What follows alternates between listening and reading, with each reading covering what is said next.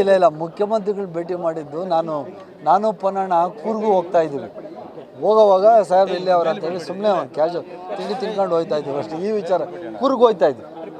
Election ಸೋಮವಾರ elections ಐತೆ ಕೂರ್ಗಲ್ಲಿ, ಅದಕ್ಕೆ ಪೊನ್ನಣ್ಣ ಹಂಗೆ ನಾನು ಹೋಗಿ ಬರೋಣ.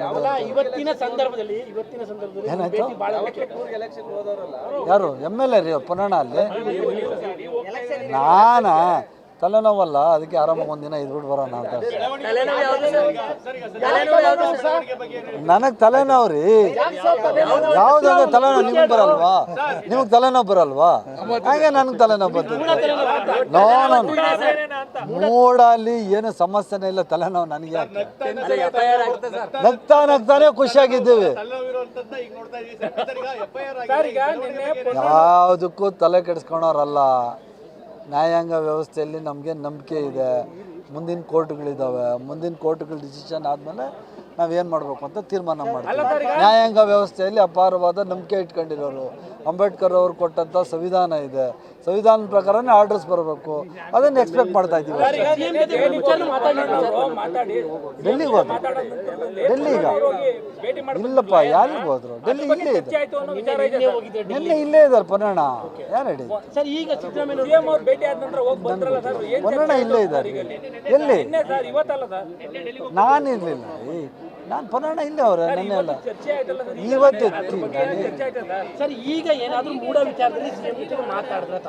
ಏನು ಚರ್ಚೆನೂ ಆಗಿಲ್ಲ.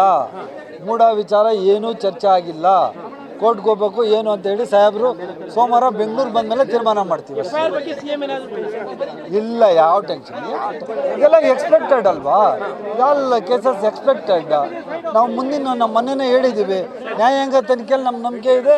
ಮುಂದೆ ಏನಾಗ್ತದೋ ಆ ತೀರ್ಮಾನದ ಮೇಲೆ ನೋಡ್ತೀವಿ. ಯಾರು? ಬಿಜೆಪಿ ಅವರ? ಯಾಕೆ?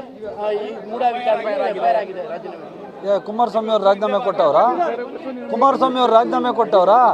ನಿರ್ಮಲಾ ಸೀತಾರಾಮನ್ ಮೇಲೆ ಕೇಸ್ ಆಗೈತೆ, ಅವ್ರು ರಾಜೀನಾಮೆ ಕೊಟ್ಟವ್ರ? ಅವರಿಬ್ಬರು ಕೊಟ್ಬಿಟ್ಟು ಬರಲಿ, ಆಮೇಲೆ ಮಾತಾಡೋಣ.